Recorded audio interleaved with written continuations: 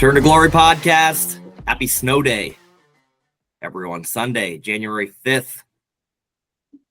Dak got off of work on Sunday, right? Because you're a big Sunday worker. Yeah, finally they gave me a day off. Jesus. Been hoping for snow. Finally it came. Not as much as we expected, question mark. I guess, Austin, you're in Omaha. You probably got like nothing. I know you guys. We got nothing. Nothing stuck. There's a little bit on some dirt patches, but nothing stuck. Not like it was supposed to. Yeah, you guys probably got a lot down there though. Well, the forecast was like anything from 5 to I saw 18. I think we ended up getting probably about 5 or 6. So definitely the low end of what we expected, but it's good to see some snow. That's probably not an opinion that everybody has, but it's winter time. We got to have some snow on the ground. Just get some moisture, my goodness. It's good. We got the Nebraska basketball game in, though, yesterday before everything started up, and what a game it was, beating the UCLA Bruins 66-58, an ugly slugfest, and that's our big key headline here today that we'll kick off with is the impressive job that this coaching staff continues to do with this team. And as of right now, like, you can't ask for much more where we're at through the first 15 games of the season for Nebraska basketball. Yeah, I mean, outside of, like, if you just look at the record and who we beat, it feels pretty good. You know, you look at how we lost our one conference game, but that feels a long time ago.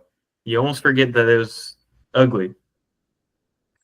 And we know this team goes through hot streaks. I mean, even yesterday, hot and cold streaks, I should say. Yesterday, we ended the game on 7.5 minute field goal drought, something like that. Had to be pretty freaking close.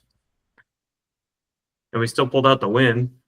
I like the tweets going around saying, welcome to the vault. PBA is where top 20 teams go to die. It feels a little bit aggressive, but the last 3 games, all right, I'll allow it. Hey, Mick Cronin though said the PBA or the atmosphere there did not matter at all. I mean, what you got? PBA's got to be like one of the toughest stadiums playing right now. So that's the conversation. I didn't go to the game. Austin, did you go? Nope, I was on the road. Tickets were expensive. I was gonna go. They were like, expensive for Husker basketball. $40 a piece, $50 a piece. Yeah, just to get in for nosebleeds, and it sold out a couple days ago. Like it is. I don't think it's not a joke anymore. People say that it is one of the toughest places to play. It's now a 20-game win streak, I believe, at home, and it's not like we're just beating a bunch of cupcakes. Like, yeah, there's been some close games, but we've beaten some damn good teams in Pinnacle Bank Arena, and that place seemed like it was rocking. Just by watching the game and the highlights, it just seemed very loud for a game that the students are on Christmas break. Like, they are technically still not back. Right there. And I don't know, because I was listening to it on the radio, and they were saying there were a couple of TV timeouts that just, like, if there was a TV timeout, that place would have been absolutely rocking beyond what it already was. But the TV timeouts kind of sucked a little bit of the air out at some key moments. But I don't know. On the radio, it sounded like it was going nuts. When they've won 20 in a row, how many of those 20 have been ranked? I mean, there's a lot of no names because start the year does all that. But Purdue, I know, last year, UCLA. Just a lot of these Big Ten games are big time games, and ranked teams for sure are obviously an added bonus. It is not a place anybody wants to play, and Mick Cronin, the former Cincinnati coach and now at UCLA, known for his defense and the toughness that they play with, just joining the Big Ten, having to come to Lincoln. That's got to be a little bit of an eye opener. And don't look now, but is this program, I should say, not this team, but this program, it's weird. We're just kind of sitting at maybe a constant tournament team type of conversation now, year after year, that's where Hoiberg wanted to get this program, the first step anyways, for moving it somewhere. It's I'll say it's kind of exact opposite of our football. Do you think that's why? It's because our football program's been down and we're just excited. We're looking for something. We're not, it's such a sad thing to look at the football program be down. It's like, well, let's look at this program that's on the up. So I had this thought, and I don't think it's the reason, but one of the big things that I've always talked about with the football team is the off-season hype, the added pressure, the all the conversation, the publicity, the different things that coaches and players have to do because of all the coverage and taking away from actually what matters is winning a football game. And I believe we talked about that last week or 2 weeks ago. Was it's becoming kind of like the NBA is now, where everybody gets so juiced up about the intangible stuff, but not actually the result of the game, and including players and coaches like that. I think what happens with football on the opposite end of the spectrum for basketball, we're just like, all right, we'll see what this team looks like next year. The week before tip-off is when you do your, all right, let's break down who's on the roster. And it is a product because of the football team, because we are talking about that a lot. And so as a result, this team is very focused on the right things. And they're putting pieces together that are producing wins. Even though, I mean, you look at this game. I mean, let's break down this game itself. UCLA started up 7-0. Then we went on a 15-0 run. Then UCLA went on a 15-0 run. Then Nebraska went on a 7-0 run. And we're tied 22-22 at half. You look at some of the stats. Bryce Williams is 2 for 16, I think. Connor Essegian goes over from 3. Yeah. Okay, we got beat, right? No way we won this game. No. Like, this team found a way to win in an ugly, muck-it-up game, which is exactly the style that UCLA likes to play with. Like, it is. It's the opposite of the football program. And props to Hoiberg and staff and the program right now for being where we're at. Not to say we're locked into the tournament and now we're a top 25 team and this is awesome. No, like, there's a lot of work to be done, but it's very impressive. And you go beat Iowa now on Tuesday on the road. Probably ranked. So we were talking about this in the car, me and my brother, and it's like, if Fred wins 2 tournament games this year, is he the best men's basketball coach in Husker history? I mean, you could argue it in back-to-back years puts him up there. All right, it's a statue built. But I think you got to win a little bit more than that to get a statue. Yeah, I don't know. You might only need 1 here. Now, if you'd have told me that UCLA's not like shooting lights out, but that they beat UCLA with the season not making a single 3 and Bryce Williams not being your leading, did he be your leading score? I can't remember, but I mean, he went 15 for 16 from the free throw line. Another thing that is just like brand new to Nebraska is making free throws. Yeah. That was the type of game though UCLA wants to play, and you beat them in their own style, which is because that game was physical as hell. Like, players were all over the floor. UCLA had a player that could not even move his right arm at the end of the game.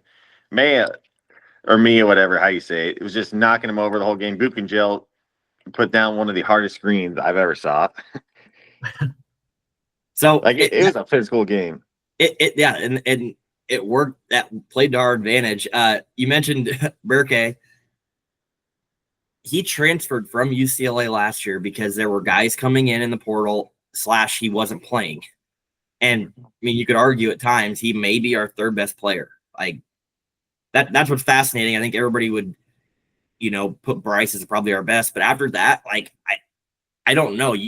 That's what's so great about these past couple of years of Hoiberg's teams is that you don't know what you're going to get on any given night, in a good way, sometimes a bad way, but a lot of times a good way, from all these other guys. And Andrew Morgan, like, turns it over on 3 of 4 possessions, but then comes down and dominates the next 4 possessions in a row and ends up with 12 points, goes 4 of 4 from the free throw line. Like, that's what you're going to get from these guys. And it's awesome because it's hard to scout. It's hard to game plan for. You have a lot of pieces, a lot of balanced pieces with this team.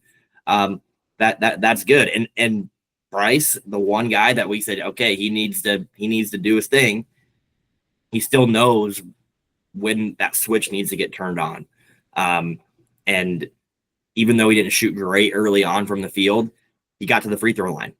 And when we got there, we made him. Andy Katz player of the week, right? Mm-hmm. I also felt this was the first Sam Hoiberg game. I felt like we had a couple of those. And I mean, he's had a couple moments, but this is the first one you're like, oh, there's the Sam Hoiberg from last year where he just comes in and just steals a couple of balls, hits a three, feisty defense, gets the ball out of the other player's hand. This is kind of the first Sam Hoiberg game this year that I felt was like, oh yeah, there's the undersized point guard that if he was 4 inches taller, he'd probably be an NBA prospect. Yeah, and I don't know why he doesn't shoot more threes. It feels like everyone that he puts up goes in. Like he barely ever shoots them, but they always go in. And I didn't even think about that, about what you said about Hoiberg, how he's building these teams with depth. Like last year, you have multiple people that can come in and you trust now. Like you're not a stacked team. It's deep. The first couple of years he's been working towards this because he just got the roster and just kept trying to find players that wanted to play a system and stuff. And I don't know. Is it almost better to have one star player or have multiple players that are like decent? Well, I think if you look at the results of these teams, I think the answer is very obvious, at least for Nebraska basketball right now, is the rosters that we're building. I did this last night after the game, and as I was talking with some people about Hoiberg and the transformation that he's undergone with the identity. You're right, Dak. Like, look at the first couple of years. He was trying to build a program that was very star talented at the top. You mentioned guys like Cam Mack, Alonzo Verge. That was the one right there I was thinking of. Teddy Allen. You remember these guys that I mean, the ball had to be in their hands or they were pissed, and it looked bad basketball, but they were talented. I mean, they could make shots and go get their own, but it didn't produce winning basketball. And as a result, you saw what happened. The transformation to what we're in now, I mean, this is almost a complete 180 from that. It's team basketball. I'll say it. It's a basketball that I like to coach. It's the basketball that a lot of people like to watch. The team that defends and it plays together for each other. They're not playing for themselves. You can see all those traits, and I know there's a lot of praise, but it's well deserved right now on where we're at. It is very much a 180 from Hoiberg's first couple of years. I said that I didn't want Hoiberg here anymore. I said it. I remember saying that after the first 2 years, maybe even after the third year, I thought it didn't have a chance. And he has flipped it completely into becoming a potential statue building coach at Nebraska.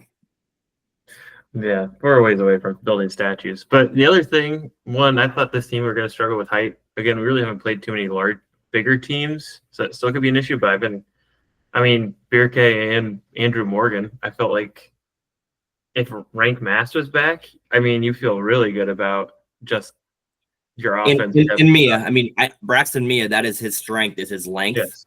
I think he's 7'1" or 6'11", 7 for I don't know, but his wingspan's a couple inches longer than that. Yeah.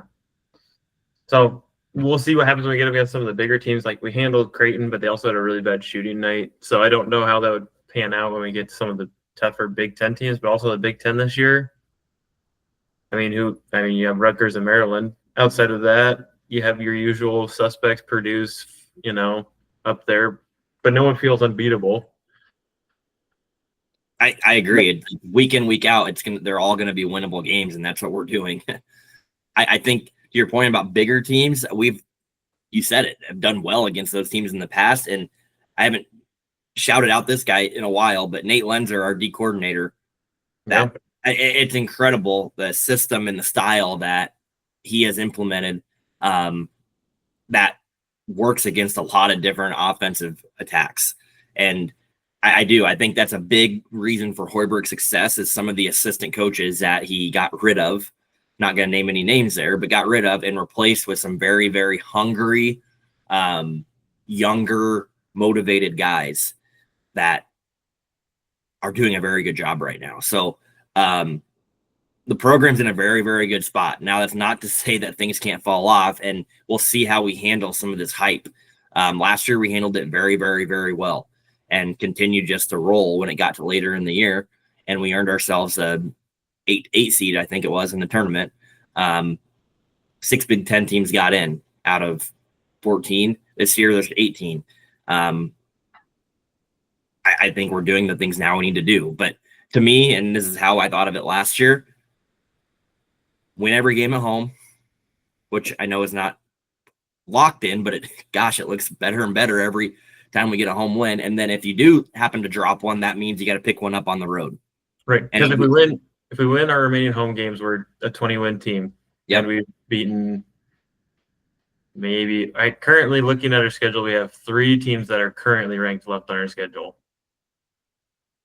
And none of those are at home. Illinois is at home, but Oregon's on the road, Purdue's on the road. But pick up the Iowa win on Tuesday on the road. That's one that you can – that's an added bonus, right? Road wins in the Big Ten Conference. So, again, praise for this game and how this team and how they are playing right now. It's pretty fun to watch. It's a very, like I said, together team playing for each other, and the crowd's behind it. The hype is going to come. A little number by their name might be coming sooner than later. Let's see how we handle that if we get there. And that pressure, the media, the hype, all that stuff that has, in my mind, faulted the football team. Let's see if it affects our basketball program. Yeah, I agree. That's the one main thing I still don't know what the heck Kloberg's team here at Nebraska has, especially last year, like how different they look at home compared to the road still. They look like two totally different, like come out Tuesday and prove you can win on the road now. Like you just got throttled by Michigan State earlier in the season on the road. Yeah. Like that was a terrible game. So come out Tuesday, prove you can win on the road, and then from there I actually will believe this team's really good. By really good, we mean middle seeding tournament team. Yeah. Maybe I don't better think than we're last cracking year. that. Yeah. Maybe better than 8 seed. Yeah, I mean, I think ideally it'd be pretty cool to get to a 6 seed or a 5 seed. That would involve going, probably getting 23, 24 wins, which we've never done, at least in our lifetime. Last year, go for it, Dak. I'm be honest, I have not checked out Big Ten basketball. How is the Big Ten in basketball this season? Is it pretty average or is it stacked? It's kind of a product of the whole. I mean, basketball as a whole is kind of leveled out. Big Ten's going to beat itself up. There's some talented teams, but everyone in college basketball is going to no one's going to have less than probably 6 losses. I've said it before. I think every matchup will be within a 7-8 point spread.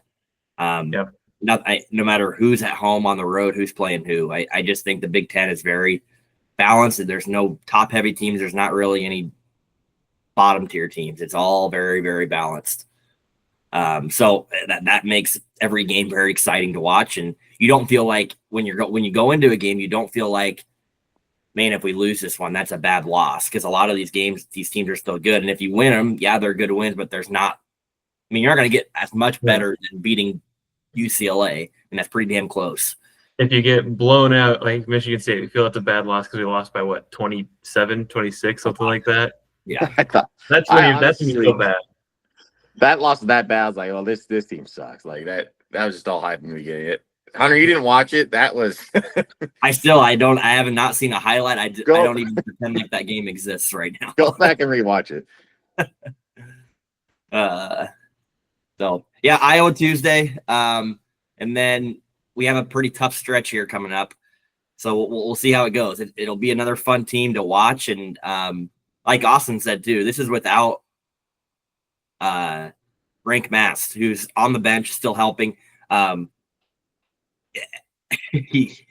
says something for itself, right? That he's still around. And honestly kind of being like a coach, which one of the players from last year's team is a coach in Josiah Alec. Like, I just think that tells you the type of culture right now that's going on in Nebraska for their basketball program. People want to be around the program. Mhm. It's not I'm here to get mine and I'm gonna leave. It's no, I'm here because of us sort of energy. Take notes, football program, and I do think the balanced conference, Big Ten conference, and all that conversation in college football in general is coming. Like, it's lagging behind the college basketball, because college basketball and the portal were a bigger thing much longer before football. And that's plus it's a smaller roster. You're going to see that consolidation a little earlier. And rules hinted at that, like, and it's like he knows that that's coming, and it is coming week in and week out. You just got to find a way to win. And right now we don't do that as a football program. Not yet. Or seems like maybe we're moving that way. But yeah, any other basketball praise? No praise. Women on the other side of the women, I've had a little rough go of it, but okay, been along. They have.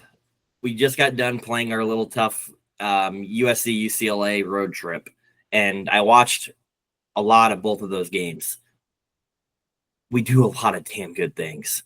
And we are still a very good basketball team, but especially in women's basketball, it has been for years. You do have top talented teams in talent. Yes. Oh my gosh. In women's basketball, like, if you have that, it's hard. And I will say we did some really good things against both those teams early on. And then by the third and fourth quarter, we just got worn out and just got the doors blown off of us. That's what happened both of those games. So there's a lot of good things there. It's just hard to compete with those top tier teams. It was a really tough stretch. I mean, UCLA, USC, and who's the other team we lost to that was ranked? I'm not going to remember. But, I mean, when you lose Natalie Potts at the beginning of the year, who was basically 15 points, 7 rebounds last year, that's tough to replace. Again, when you're talking about the top women's, the top talent does drive the games a little more than the men's, just because the floor is not quite caught up to the men's, just because of how women's sports have been progressed along with men's, but they'll catch up eventually. But yeah, those top tier schools, they're tough to keep up with.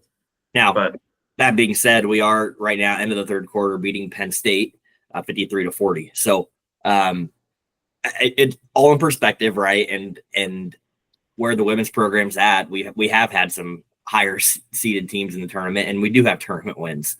And so the women's program still is probably ahead of the men's where they're at, just as far as in the entire Division I landscape. But yeah, but it's tough. Now, as a women's program, you're trying to get to that next stage, right? The next tier up, if you can. That's where you're at, and I think we're still moving in that direction. I will say Britt Prince is incredible. Like, you watched her. She is the key, I think, keeping her here in Nebraska. I don't think there's any reason she has to leave, but keeping her around, and as a freshman right now, she does a lot of really good things for us. And we have good pieces around her too. Losing Potts kills, but some of these other girls have stepped up and do a lot of really good things for us. So, especially when teams are keying in on Markowski. I mean, that's what they're going to do. Yep. After the year she had last year. I mean, I think we're a tournament team. I'm not worried about that. Correct. It's just a bummer of what the expectation was going into this year, and then just, losing Potts, you didn't realize how much, but because I really thought we were going to be a top 15 team going into the tournament. And that's probably partly on me for having those expectations, but, it's how it goes. All right. Move on to football here. Wait, Dak doesn't want to add anything to the women's basketball? I'm not even gonna act like I watched a second. I can make up some stuff, but I've watched a little. No clue. Football program. Some news this week, and I think we're just gonna have to get used to just chipping this in and week out, because with the portal, there's always gonna be that. But I would say the biggest news that came out yesterday was Ed Foley is no longer with the program, and that was big news, but I think expected. news as far as the complete overhaul that Rule mentioned with the special teams. I don't have many reactions to it. It's nice that we didn't have to fire him. His contract just expired. Yep. Not We seeing didn't him. extend it. Like, I think that's fine. It's great. Like, I don't think he probably should have came back based on how things have gone, and we do. We need to try something different once again. It is funny going into year 3. I feel like there is a general positive vibe. I know there's doubts, but I'd say overall it's a general positive energy. But usually, if you go into a year and you have a new offensive coordinator, defensive coordinator, and a special teams coordinator, you're usually like, oh man, this is probably the hot seat year. But I don't think that's the energy. I could be wrong, but Well, hell, we won our last game. So, true. Like, it is still. It was better than last year. It's a step in the right direction. I don't think it was as many steps as a lot of people wanted, including, I think, all of us. But I do agree it's probably a little more positive. I'm just trying to keep the mindset like the basketball team, like we just talked about. We'll see. Like, we'll see what happens next year. The off season's going to be crazy as always. And Yeah, let's get our weekly off season. These players left, these players are in the ever changing roster. yeah, I was going to say I have not hung the banner yet for off-season national champs. I believe I already did this as of last year, so I have not done that yet. Well, I mean, we did get a 5-star quarterback last year. We did. There was for a team that hasn't made a bowl game in 7 years to get like the number 1 or number 2 quarterback in a class felt really freaking good. It did. It did. Like, let's not lie.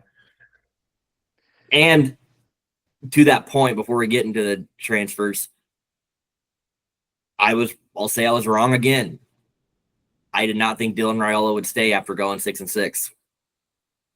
I didn't think that was a chance. And I thought that his ego and just this entire vibe from the program would be like, I'm going to go get paid somewhere else. And there's still going to be those rumors. That's going to last until he can't transfer into going into next year. But the fact that he's still here, I think that's positive. I think, assuming that you as a fan want him as your quarterback, which I think there's some improvements to be made, but I think more so the pieces that he brings in and the hype and the other players that we are getting because of him is even more important right now than the product on the field. And then once we get to the season next year, that's when the product on the field matters. So I'll say that impressive, and that he's still here. That's great. And I think that's good, like, for the program. And he's recruiting for us. I mean, he's not just here. He is investing his own time and effort into bringing people here. Where there were reports at how much money he could have gotten, if he entered the market. I mean, that was out there. So, and players are doing that, several of them, including potentially some of these guys. Again, we're not going to know the true reasoning behind people entering the portal really ever. It's still very, very much the Wild West, and people can just enter and see what they're worth and see if they want to come back, leave. It could be playing time, could be whatever. But since last Saturday or Sunday, Jalen Lloyd entered the portal. Again, local guy from Omaha. Didn't play much this year. And going into the year, I think everybody thought he was going to see a lot of minutes. Him and Malachi Coleman, both of them. Neither one of them saw much. We bring in 2 guys from the portal, veteran junior seniors, and Ja'Cory Barney steps up and kind of fills that spot that you thought Jalen Lloyd might be in there. So he enters the portal. I don't know. I think he probably has a chance or had a chance to prove himself here. But you know what? Like, we're bringing in other guys still. And that's right now seems like to be the strategy of Dana since he's got here, but even Rule, like, let's go find veteran wide receivers. And I don't mind that. I've kind of got my head to the receiver position as, like, you don't need elite wide receivers. Anybody can be good if the system and the style creates open space for them to work. Yeah. Correct. So, and you see that in the NFL. Like, look at some of the best offenses in the NFL. Like, that it doesn't always is around in it. Like the Chiefs. Like, what do they have for receivers? What have they had for receivers for years? Not elite guys. Not elite guys. Right. Maybe you could have called him elite, but he's not. They don't have elite guys. Like the Bills. Is Stephon Diggs elite? Who's the number one receiver this year? Could you tell me? Diggs is elite at killing teams. No, I mean Justin Jefferson rides on the Vikings, and they're having a very good year.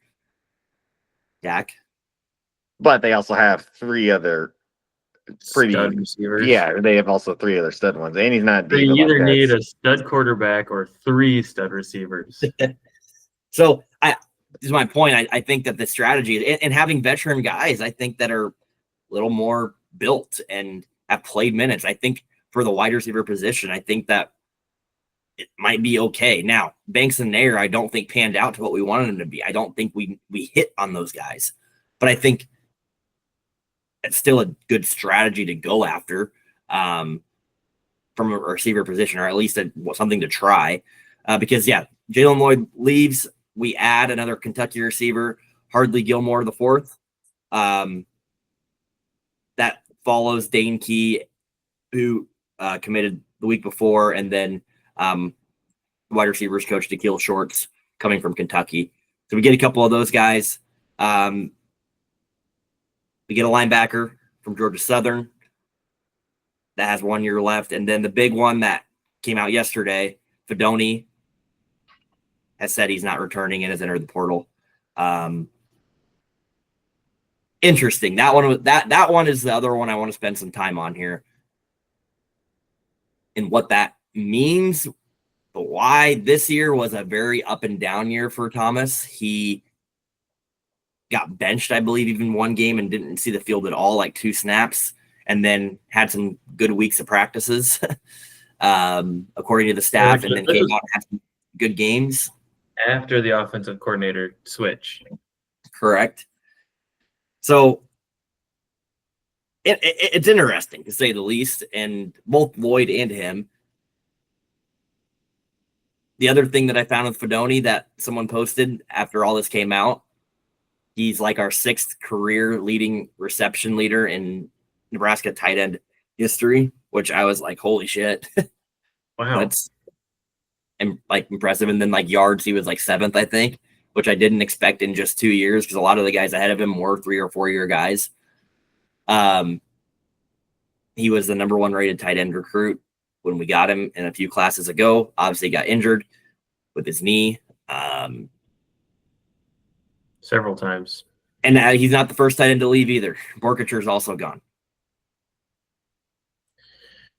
It's just, I don't know if it was his decision or a Dana, because there were times where when he was slow, I think we all can agree he looked like he's lost a step after injuries, which is reasonable. And then there were also a couple times where he blew. He wasn't the best blocker, so he was slow and not good at blocking. And like I said, Dana benched him his first game as the offensive coordinator. He was like, I'm not happy with his performance, and then pumped him up after a couple of practices. I'm wondering if it's more of a Dana's like, hey, man, we got guys coming in here. Heinrich Harburg switching over to tight end, and I'd rather have him play than you. So if you're looking to start. I'm glad you said that. I don't know Thomas Fedoni at all personally. I don't have a clue what his mindset is. I don't either. I also don't know Dylan Raiola's mindset. I don't know any of the players. I don't know them. But did Thomas Fedoni have a little bit of, I deserve to be on the field because I was the number 1 recruit type of attitude, and wasn't much of a team guy, team first guy? I don't know that. I don't know. But I just speculated when stuff was happening. And unfortunately, this is the reality of it. When you see a post on Facebook that flies around of his mom posting something in the middle of the year, and complaining about how the coaching staff has ruined Fedoni. Like, sorry, like parents are idiots of kids that are playing sports. Like, you probably did not put out a good impression in front of all the other players and not the coaches, but the other players when that gets put out there. Like, you're trying to build a program that plays together like the basketball team is doing and for each other. And your mom goes out and says that this coaching staff ruined him. And because of what happened and all this stuff, like, yeah, it's hard to recover from that. It is. It's hard to bounce back from that at a program that is making a lot of changes right now. And a lot of players see that and coaches see that. So I'm not blaming it all on her, but that just, I think, is the situation that he was in, and why I'm kind of speculating that you're right. I think Dana's like, you're either in or you're out. And if you don't want to be in, then go. And Thomas said, okay, I'll go. I think that could have been how the conversation happened based on how they were game planning and strategizing. Where Heinrich Harburg's the opposite right now. And I'll say it, I sat behind his mom at the Indiana game, and she was pissy. I mean, very pissy about Raiola, and obviously that game didn't go well. But on the flip side, he is now, instead of taking the woe is me attitude and throwing fits and making it a big deal, he's saying, all right, move me positions. I'll go do this. I'll go play tight end. Put me out there. And as a result, those are the kind of guys that coaches want, that are nope, coach, what do you want me to do? I'll do it. And Heinrich's doing that. So there's very two opposite comparisons, how kids, but also parents, and have an impact in what it means of being a part of a team. Yeah, I don't think the coaches killed Fedoni. I think that was injuries. I agree. Yeah, I don't like he was just so slow all year long. He was almost playable, like I said, most of the time. But these three, Coleman, Fedoni, and Lloyd, I don't think you're gonna really miss those guys at all. You didn't use them that much. And I think Harburg, it's not much harder, or it's not very hard to be a better tight end than Fedoni was. Like, I think he's already gonna be better. So you got him in there, and then you got other transfer receivers that are coming in that are probably better than Lloyd and Coleman. Like, that's not like you're losing much. Now Coleman is going to go out and dominate Minnesota, but no, I don't. Now I do wish they would have used those two more though last year. Why they didn't, especially Coleman, not at all. It's fun to talk about, right? And try to make things potentially big things, and when maybe they are, maybe they aren't. I think bottom line is, with all these guys coming in and leaving and doing it, that's your strategy. That's what you believe in, playing Malachi Coleman versus redshirting him. That's part of your strategy and your long-term vision. Using Jalen Lloyd, using Thomas Fedoni with what you think you can get out of him with his injury. Like, that's all part of your scheme and your game plan. And then when you get to the offseason, you have another picture of what you want your roster to look like next year. And that was earlier when I was saying, I think this coaching staff wants to go get veteran guys. We might just be doing that year in and year out. Like, even Nayer's not sticking around. So we're getting just new guys. And then that's part of your strategy. That's part of your game plan. That's been Nebraska basketball's strategy over the last couple of years, and it's working. The key thing is it's working. Football, it needs to work. And you can say this is right or wrong, and we didn't use these guys right, or we use this guy too much, or you can say that. Better be winning games one way or the other. It doesn't matter what you're doing, but that's part of your conscious decision of how you're structuring your team. Win football games. What does it say when we have the most expensive tight ends coach in the country, and we've lost our top two tight ends from last year? Fire rule. Uh-huh. That's what's great about this era. And I'll say it, I still think Rule is right now the option that we need to go with as far as navigating everything. Every school is navigating it in what they think is the right way. I heard someone talk about Saban and Alabama, and I can't remember who this was, but basically they said Saban knew he messed up. Like, Saban was old school and got behind the times, and he figured out that, oh crap, I'm lagging behind Tennessee, Kirby Smart at Georgia, Ole Miss and Kiffin. I'm lagging behind the times of NIL and the portal, and it's Get me out of here.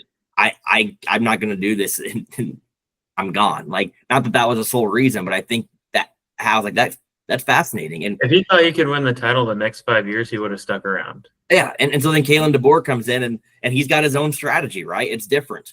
Did it work this year? I'd say no, like compared to what the expectations were for Alabama. But at the same time, that's his big picture program, how he thinks it needs to be built. He was a lot more mucky with the players. And I saw someone celebrate or do something early on in the year, and they're like, oh my God, can you imagine what would have happened to that guy under Saban?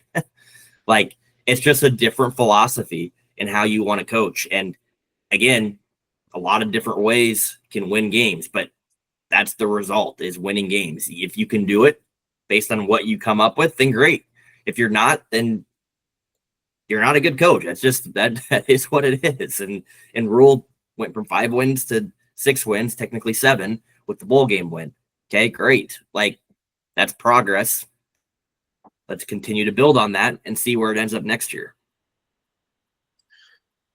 Yeah, I mean, it's interesting. I just got back from a holiday family gathering, and my uncle, who's a diehard Wazoo fan, Washington State fan, and he's talking about from the perspective of the 2-pack. And he's like, I just hope everything burns. I just want the world just to fall apart. The NIL, everything. Like, we got screwed over in a bad game of musical chairs, and no one else is ready, but we're going to be just this lone wolf, Washington State against the world. And when everything falls apart, we're going to be ready. It was interesting. It's funny. There's just a lot of perspective out there. Is he from here? No, he's from Washington. Okay, I was gonna say, if he's died from or is he died from your Washington State fan? Yeah, Rule really flipped around from the beginning of the portal because everyone was dipping out right as Tony White left, and now he's kind of rebounded here with all these players coming in. A lot of offensive though. The defensive side of the ball still might be a little tricky next year. I don't know.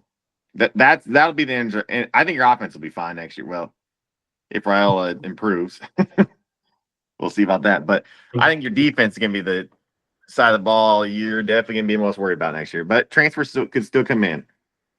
It is. It's just it's the timing of and the lack of structure really around it. And I'm sure there's more than we know with the dates and stuff that you can enter and visit and sign and whatever. But there is still things that come. Obviously, the first step is leaving, so you're going to have more guys leaving than coming in. That comes with the coach leaving.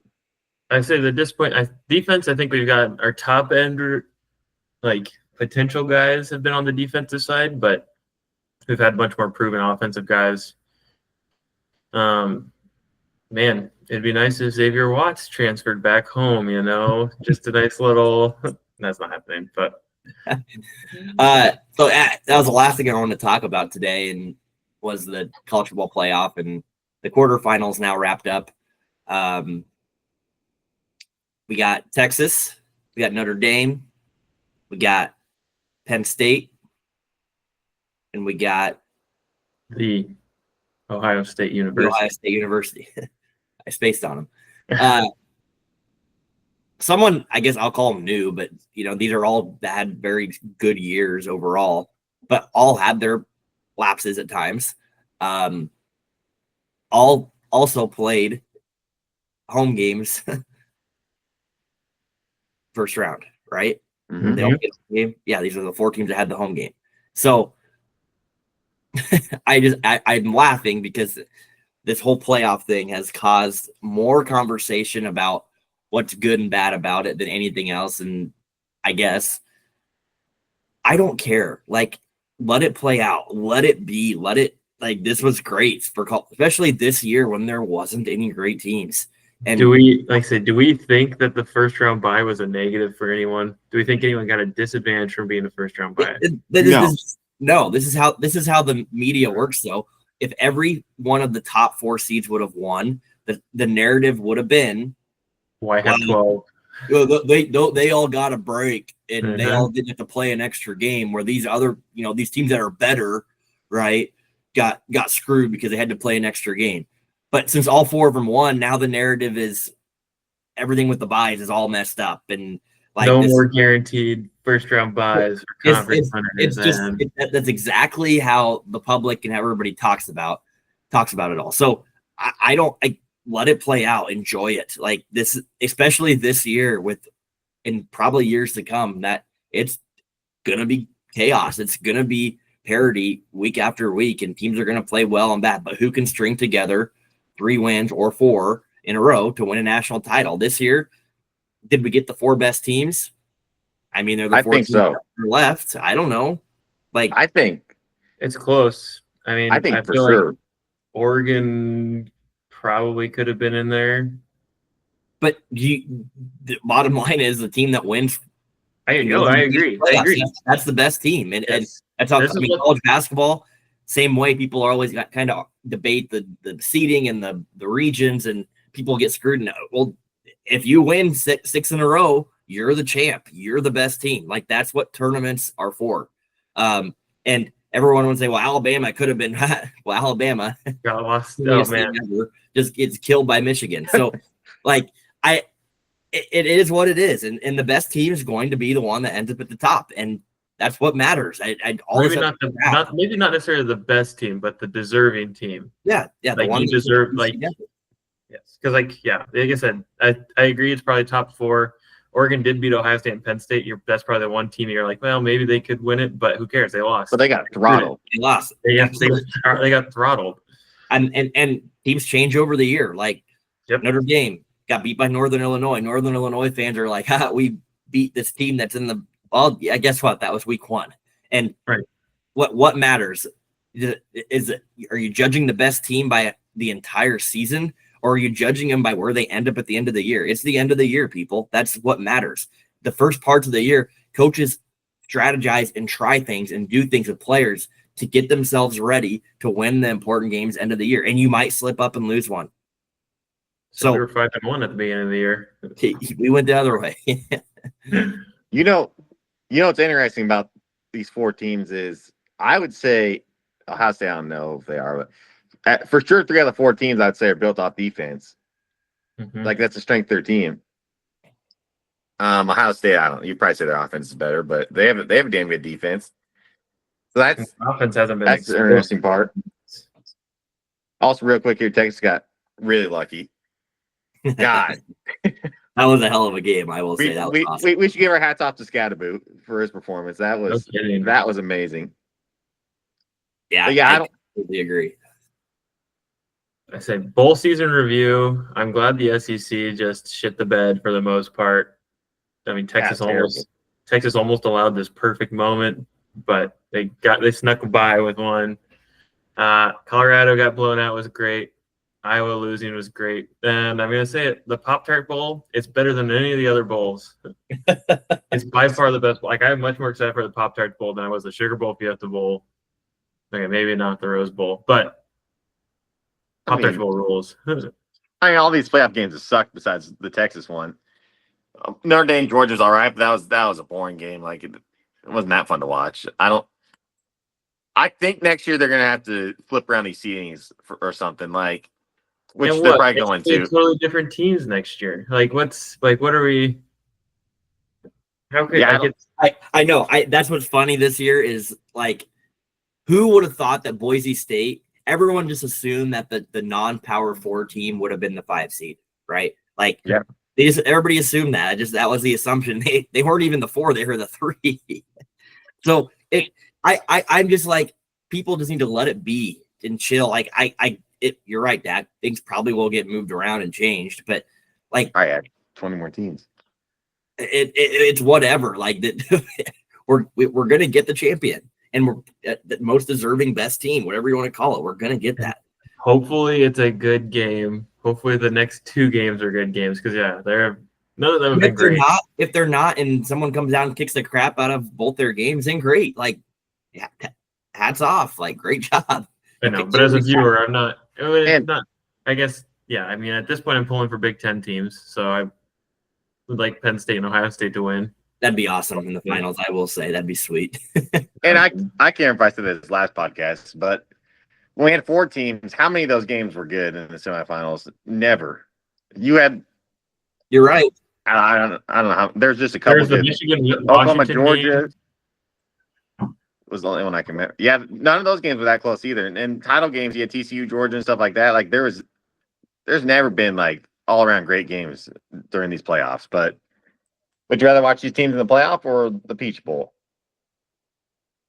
Yeah. But actually, Peach Bowl might be a playoff game, right? I think it is. It is. The Pop-Tarts Bowl. The Pop-Tarts Bowl rules, man. Sign me up. The sprinkles on the sideline, the tinfoil raptor on the posts. Come on. Pop-Tarts Bowl rules. PJ Fleck getting mayo dumped on you didn't pump you up? No, that's not it. Give me Pop-Tarts. I hope Dak, we make the Pop-Tart Bowl next year. That'd be great. Dak, I'll give you some time here. You got the Vikings coming up. Give me all your predictions because by the time this airs, the game will be over and we'll know what happened. Give me your entire thoughts on this big game coming up here in a couple hours against the Lions. So last week I was super confident to beat the Packers. This one, I'm not as confident, but I think we're going to put up 40 plus points on the Lions. Now, tough part is, are we going to be able to stop them from scoring 40 plus? I think this is, if you have, go through all your bank count on the over. I have not looked at what it is. Because I don't think either defense is going to be able to stop the other offense. I think Lions offense is that good, and the Lions defense is that terrible that the Vikings are just going to go up and down the field on too. Now, I think it'll come down to field goal kicking at the end, which our kicker is kind of a mess right now, not good. Like last time, it came down to field goal kicking too. Their kicker drilled on at the end to beat us. I think these two are about as even as it gets. Like, it's gonna be a hell of a battle. Wow. Now can Addison, hear you say that because the Lions are like a Super Bowl favorite, like tied for a Super Bowl favorite. So you're basically saying the Vikings are Super Bowl favorites. Oh, I think they are. Yeah. There we go. Just had to get him to say it. Can any team stop Hawkinson, Addison, Jefferson? That's the question. And now, the thing that scares me is Darnold does, I feel like, have a game in him that he's just going to throw 5 picks. Like, can he keep doing this? I don't know. How nervous are you? Scale of 1 to 10. Huh? How nervous? Scale of 1 to 10. 6. I'm not. So you locked up a playoff spot. So you're really just playing for the money. I don't want to play. That just goes, I'm nervous. How nervous are you? 1 to 10. 6. So hardly nervous. Last week I was a 0. I was not worried they're gonna beat the Packers. The Lions scare the shit out of me with their offense. It's not easy. Please get a 1 seed. By the way, the Titans just locked up the one seed or the first pick for the NFL draft. It goes Titans, Browns, Giants, Pats, Jags. And as we start the podcast, saw Rat Dog throw a pick to lose you the game. Man, I didn't care. He started out hot though. They're up 10. We got a better pick because of it. Top 5? No, close. I think we're getting there. I hope you have to root for Shador. The top 3 picks are going to be quarterbacks. The 4th pick is going to be that receiver from Arizona State. That's how Arizona. Yeah. You don't think Genty is going to get in there anywhere? No. I don't see anyone that would. Cowboys be the team. The Cowboys are going to grab him. Yeah, that's the only team. Yeah. I don't know. He didn't look great when he played Penn State. But again, that's what I will say. That's even everyone. Your whole game plan is stopping the run, but their whole game plan is to run. I was sitting there with Hunter watching the Penn State game and like, they might be stacking the box here. We're like, no shit, Sherlock. Who you guys got in the championship game before we sign off? Going to it? What? Going the championship game? Am I going to it? No. Who do you have going to it? Oh yeah. I believe we'll have another episode before that. Yeah, we for sure. Don't they play this weekend?